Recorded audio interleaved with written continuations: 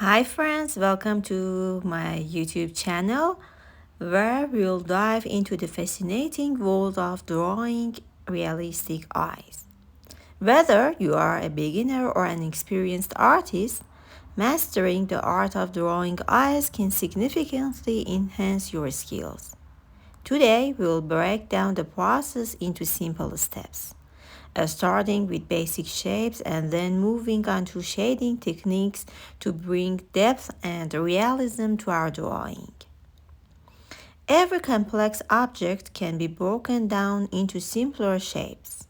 When drawing an eye, we can start by envisioning it as a combination of circles and ovals.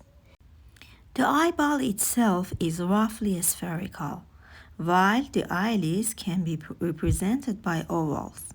By understanding these basic shapes, we can establish the foundation for our drawing. I'll start by lightly sketching the basic shapes to outline the structure of the eye.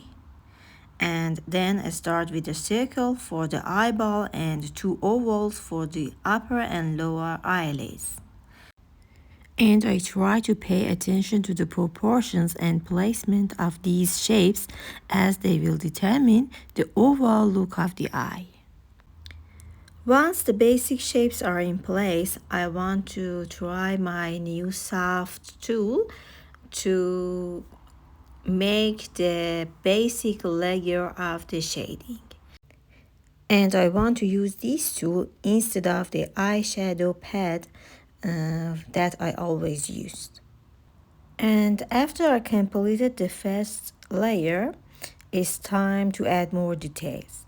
I'll start by sketching the iris and pupil within the eyeball. The iris should be positioned slightly off center and the pupil should be smaller in size.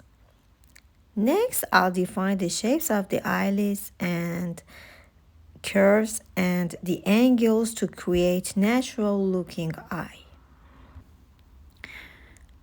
Shading is where the magic happens in bringing our drawing to life. I begin by identifying the light source and determining the areas of light and shadow. At first, I use a lighter pencil or shading tool to gently fill in the areas of light, such as the highlight on the iris and the reflections on the eyeball. Then gradually build up darker tones to create depth and dimension. And I pay attention to the contours of the eye.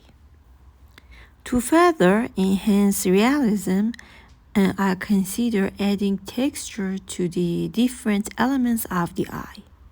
While you are drawing a realistic eye, the iris is a complex structure with intricate patterns and colors. To simulate this texture, use a combination of shading techniques such as cross-hatching and stippling. Then I begin by establishing the overall tone of the iris with a base layer of shading. Then gradually build up layers of darker tones and fine lines to create the illusion of depth and detail. Now eyelashes. Eyelashes play a crucial role in framing the eye and adding emphasis to its features. To create realistic looking eyelashes, I use a sharp pencil, especially a fine tipped one, to sketch thin, tapered lines along the edges of the eyelids. I start with shorter strokes near the inner corner of the eye and then gradually increase the length and thickness of the strokes towards the outer corner. And I pay attention to the spacing between the lashes as well as the direction in which they curve and overlap. For added dimension, I lightly shade the base of the lashes to create the illusion of depth and shadow.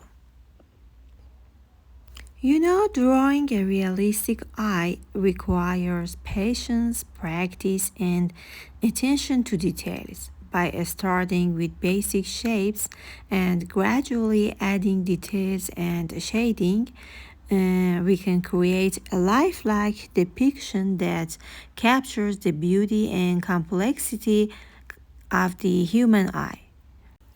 Okay, and after that, take a close look at your drawing and identify any areas that may need refinement or additional detail.